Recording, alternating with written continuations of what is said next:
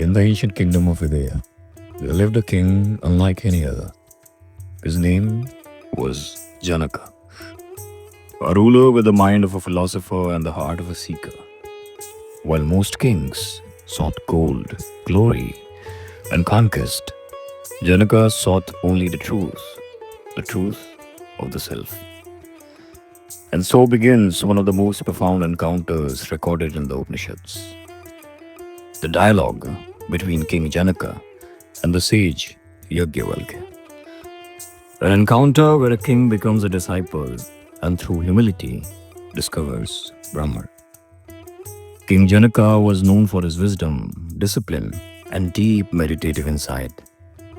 He ruled his kingdom flawlessly, yet sometimes something within him still burned. A question, eternal and unending. Who am I? Beyond this body, beyond this mind, beyond the kingdom I rule.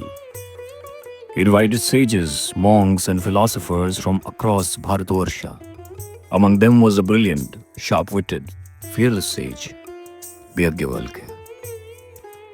Janaka sensed that this sage knew something deeper, something others could not grasp. Once, Janaka had organized a grand public debate, a contest of wisdom in which Gargi, Udalaka, Kahola, and many others questioned Yajnavalkya.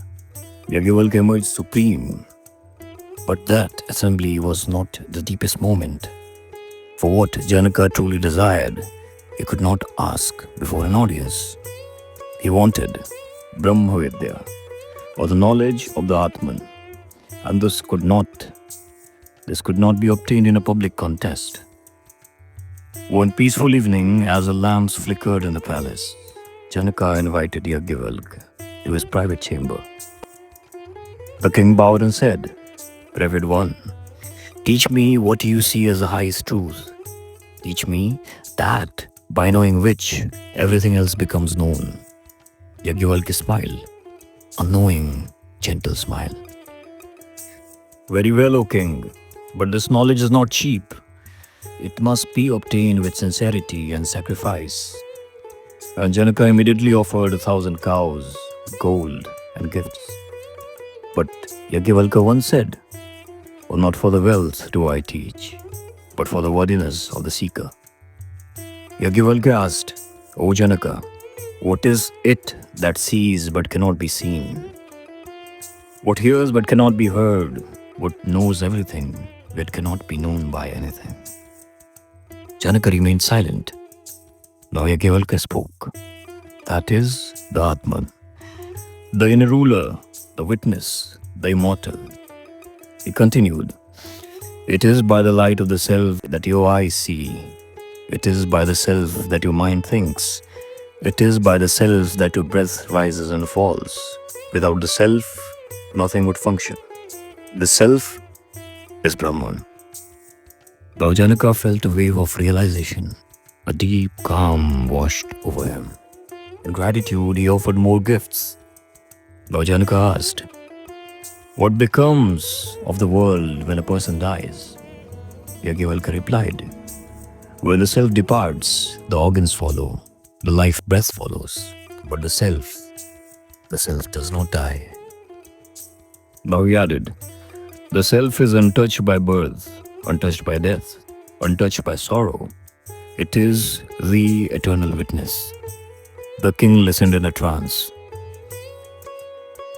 Janaka asked, "Revered sage, what does a person see when everything has become the self?"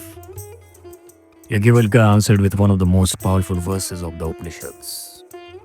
"When everything has become the self, what should one see and through what? What should one smell and through what? And what should one think and through what? There is no duality," he continued. "There are no two things left.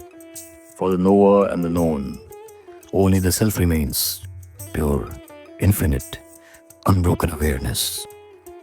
Now this very teaching struck Janaka like lightning. He felt his ego dissolving, his identity fading, a profound peace awaking within. Suddenly, the restless surge that had haunted Janaka for years simply fell away. Like a lamp lit in a dark room, his consciousness expanded. Now Janaka bowed deeply. Sir, I am fulfilled. You have helped me cross the ocean of ignorance. Yajnavalkya replied, Not by my teaching, O king, but by your own purity and sincerity of seeking. After this very dialogue, Janaka ruled his kingdom with absolute equanimity.